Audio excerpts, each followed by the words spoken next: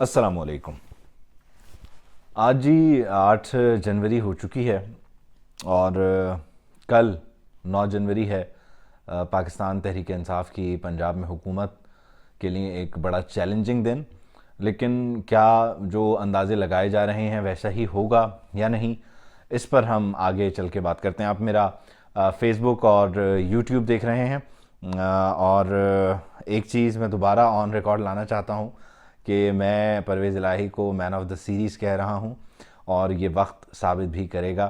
آپ دیکھیں گے کہ کس طرح سے وہ کارروائی کر رہے ہیں، وکٹ کے دونوں طرف کھیل رہے ہیں۔ بہرحال کل پنجاب اسمبلی کا اجلاس ہے، اس کے لیے جو ایجنڈا ہے وہ جاری کیا گیا ہے، لیکن اس ایجنڈے میں ووٹ آف کانفیڈنس جو ہے اس کا نقطہ شامل نہیں ہے۔ ووٹ آف کانفیڈنس کی کوئی بات کل کے اجلاس سے متعلق آن ڈاکیومنٹ نہیں ہے، تو یہ بڑی ہی ایک دلچسپ صورتحال ہے۔ پاکستان تحریک انصاف کے متعدد رہنما خاص طور پر فواد چودھری یہ بات کرتے ہیں کہ ہم ووٹ آف کانفیڈنس لیں گے اور اس کے بعد ہم اسمبلیاں تحلیل کر دیں گے۔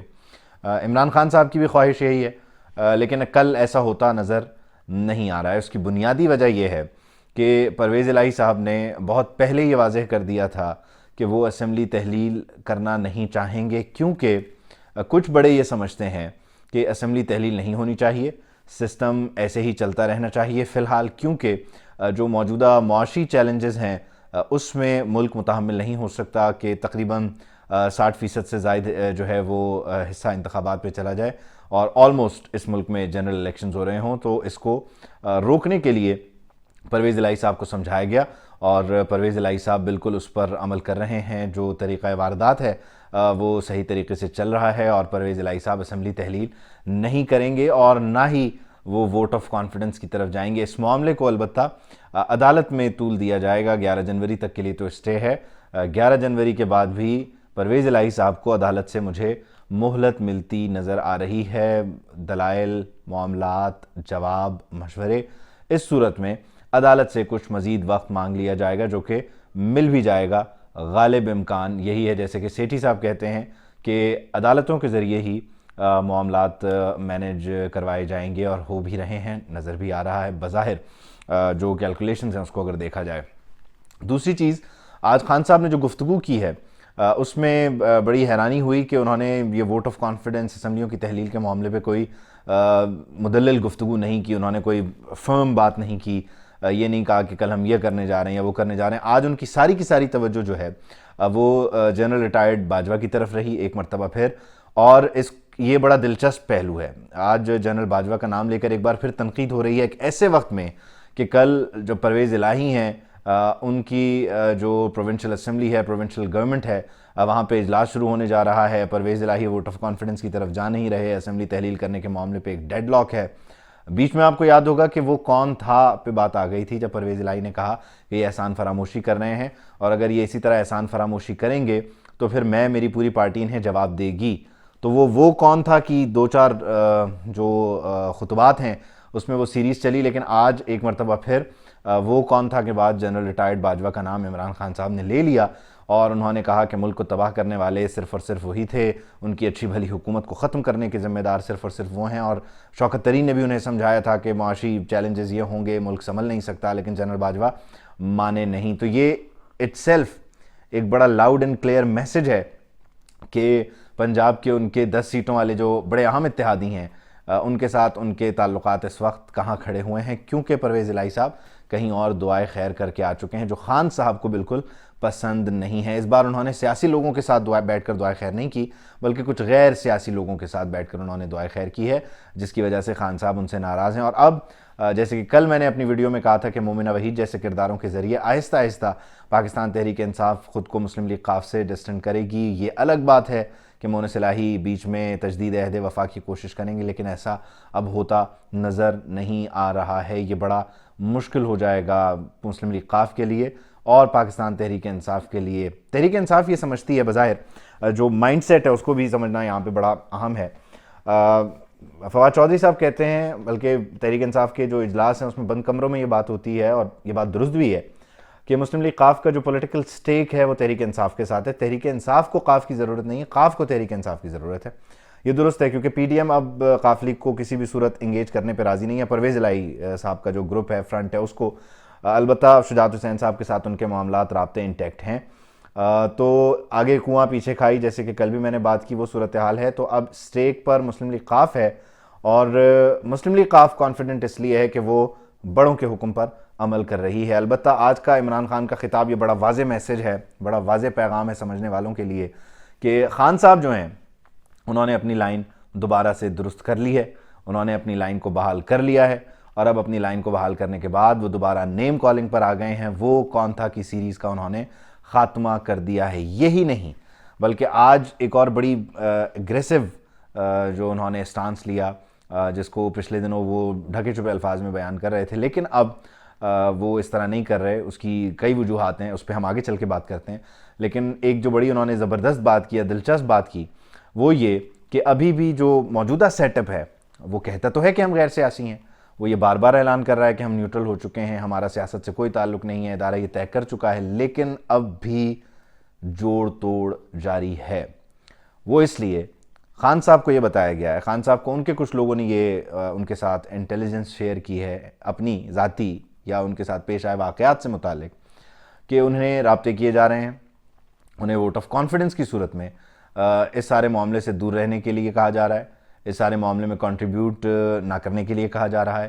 تو یہ وجہ ہے کہ خان صاحب کہتے ہیں کہ یہ جوڑ توڑ جاری ہے, اور اس جوڑ توڑ کی وجہ سے اس وقت نہ صرف پنجاب کا جو ووٹ آف کانفیڈنس ہے وہ آپ کو نظر آئے گا, بلکہ جو سندھ کے بلدیاتی انتخابات کی صورت میں جو مہاجر ووٹ کو اکٹھا کرنے کی ایک کوشش اچانک سے آپ کو نظر آئی کامران ٹیسوری صاحب.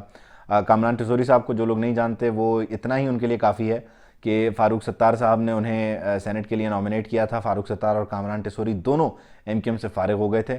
فاروق بھائی آج بھی دربدر ہیں, ایم کیو ایم بحالی کمیٹی چلا رہے ہیں, جبکہ کامران ٹیسوری اس وقت سندھ کے گورنر بن چکے ہیں. تو بڑے ریسورسفل آدمی ہیں, بڑے طاقتور آدمی ہیں, اور ہر اس جگہ تک پہنچ رکھتے ہیں جہاں اچھے فیصلے, بڑے فیصلے ہوتے ہیں. تو کامران ٹیسوری صاحب کی صورت میں مہاجر ووٹ کو اکٹھا کرنے کے لیے کراچی میں کوششیں شروع ہو گئی. یہ اس کا ایک اینگل ہے سندھ کے حوالے سے, جہاں پر پاکستان تحریک انصاف کو ڈیمیج کرنے کے لیے کوششیں کی جا رہی ہیں, کیونکہ پاکستان تحریک انصاف کو 2018 کے انتخابات میں یقین دلایا گیا کہ کراچی میں ان کی بڑی سٹرونگ سٹینڈنگ ہے, بڑی تگڑی پوزیشن ہے, 14 سیٹیں انہوں نے حاصل کیں.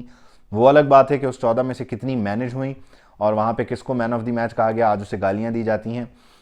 لیکن بہرحال وہاں پہ انہیں یہ یقین ہے کہ ان کی تگڑی پوزیشن ہے, اور اگر بلدیاتی انتخابات فری اینڈ فیئر ہوں تو کراچی میں میئر بھی پاکستان تحریک انصاف کا ہوگا. یہ ایک وجہ ہے کہ وہ کہتے ہیں کہ اب بھی یہ جوڑ توڑ جاری ہے. دوسری ایک بڑی وجہ جو کل سے آپ صورتحال دیکھ رہے ہوں گے, سابق صدر آصف علی زرداری جو ہیں وہ ایکٹیو ہیں. زرداری صاحب کے بارے میں بھی میرا ایک جملہ آپ کو میں اکثر کہتا ہوں, آپ اسے بھی یاد رکھیں کہ زرداری صاحب ایکٹیو ہوتے نہیں ہیں, جب ایکٹیویٹی کا رزلٹ آ جاتا ہے تب زرداری صاحب آن دا فرنٹ آ جاتے ہیں.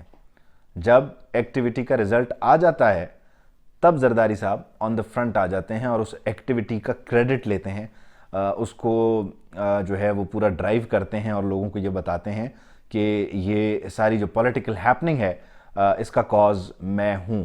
بلوچستان میں جو مختلف اس وقت دھڑے تھے, باپ پارٹی کے, باپ کو امی بنا دیا گیا, بلکہ جمہوریت کی امی کی طرف واپس بھیج دیا گیا, شیخ صاحب ایسا کہتے ہیں. تو باپ پارٹی میں جو مختلف مائنڈ سیٹ تھا, مختلف جو تفرقے تھے, اختلافات تھے, گروپس تھے, ان کو مزید منتشر کر کے ایک پیپلز پارٹی کو وہاں پر ایک اچھی پوزیشن دی جا رہی ہے. پیپلز پارٹی کو وہاں پہ ایک ڈومینیٹنگ پوزیشن میں لایا جا رہا ہے. زرداری صاحب پہلے بھی اپنے مار کے بلوچستان میں دکھا چکے ہیں, اور لوگوں نے دیکھا کہ بلوچستان میں کس طرح سے انہوں نے باپ پارٹی کے ساتھ معاملات کو کیا بھی تھا. وہ ساری چیزیں بھی آن ریکارڈ ہیں. یہ صورتحال صرف اور صرف اس لیے بن رہی ہے کہ میرے تجزیہ اندازے کے مطابق اگلا جو سیٹ اپ ہے اس میں پاکستان تحریک انصاف کے لیے ڈیمیجز ہیں, لیکیجز ہیں. وہ لیکیجز کہاں ہیں اس پہ ذرا بات کرتے ہیں. سندھ میں پاکستان پیپلز پارٹی آلریڈی موجود ہے. کراچی کو اگر مینج کر لیا جاتا ہے تو وہاں سے بھی اچھا خاصا ڈینٹ پڑتا ہے, ڈیمیج ہوتا ہے. سندھ کی جو صوبائی حکومت ہے وہ پاکستان پیپلز پارٹی کے پاس ہے, تھی, اور غالب امکان ہے کہ رہے گی بھی. بلوچستان میں جو سیٹ اپ ہے وہ بڑا انسرٹن تھا, اس کا آج اور کل کا کچھ پتہ نہیں چلتا تھا. تو وہاں پر ایک سٹیبلٹی کے لیے ڈومینیٹنگ فیکٹر کی صورت میں پاکستان پیپلز پارٹی کو دوبارہ سے میدان میں اتار دیا گیا ہے تاکہ وہاں جو بھی بھاگ دوڑ ہے وہ پاکستان پیپلز پارٹی اسے لیڈ کرے, اسے مینج کرے, کیونکہ وہ اچھے طریقے سے ہر ایک کو انگیج کر لیتی ہے پولیٹیکل فرنٹ پہ بھی اور نان پولیٹیکل فرنٹ پہ بھی.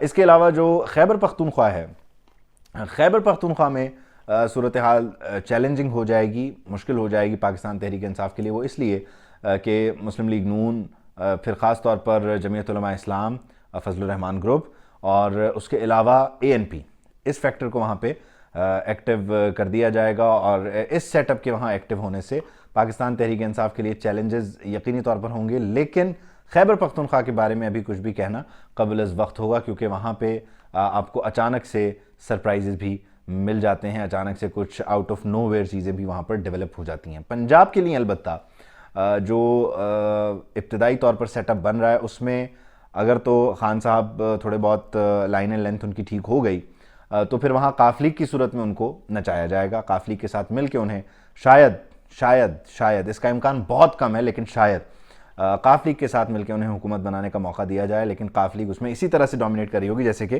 ابھی کر رہی ہے. 30 تک کا ان کا ڈیمانڈ ہے کہ ہمیں MPs دیے جائیں, ہمارے ساتھ سیٹ ایڈجسٹمنٹ کی جائے.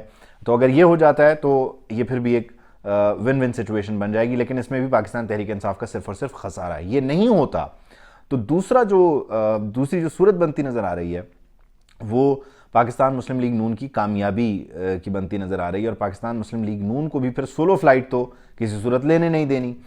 تو اس سلسلے میں پھر بلوچستان سے پاکستان پیپلز پارٹی, سندھ سے پاکستان پیپلز پارٹی, اور پھر خیبر پختونخوا سے جو ہے وہ آپ کے پاس ANP یا جمعیت علماء اسلام کی صورت میں جو لوگ آئیں گے, تو پھر وہ ایک گلدستہ بنے گا جو کہ بڑا ہی خوبصورت انجینئرڈ ایک اس میں کارنامے ہوں گے اس کے, اور بڑی ایک خوبصورت اس کی شکل و صورت ہوگی جس میں ہر کوئی جو ہے وہ دوسرے کو سوالی نگاہوں سے دیکھ رہا ہوگا, پوچھ رہا ہوگا. لیکن بہرحال یہ بظاہر صورتحال بنتی نظر آ رہی ہے اس موجودہ جوڑ توڑ کی. اور میں پھر جملہ دہراؤں گا زرداری صاحب سے متعلق کہ جب ایکٹیویٹی کا رزلٹ آ جاتا ہے تو زرداری صاحب اس کو کلیم کرنے کے لیے, اس کو اون کرنے کے لیے میدان میں اتار دیے جاتے ہیں. اس سے پہلے کی کارروائی کوئی اور کر چکا ہوتا ہے, کر دی جاتی ہے. تو بہرحال یہ جو سیٹ اپ ہے اس سے صرف اور صرف نہ صرف جمہوریت کا نقصان ہو رہا ہے, اس ملک کا نقصان ہو رہا ہے, اس ملک میں آئینی بحران جو ہے وہ سر اٹھا رہا ہے, بلکہ آپ یہ دیکھیں کہ معاشی اعداد و شمار کس طرف جا رہے ہیں, جس کا آغاز پاکستان تحریک انصاف نے کیا اور اس کو انتہاؤں تک پھر پاکستان مسلم لیگ نون کی یہ حکومت, PDM کی یہ حکومت لے گئی ہے.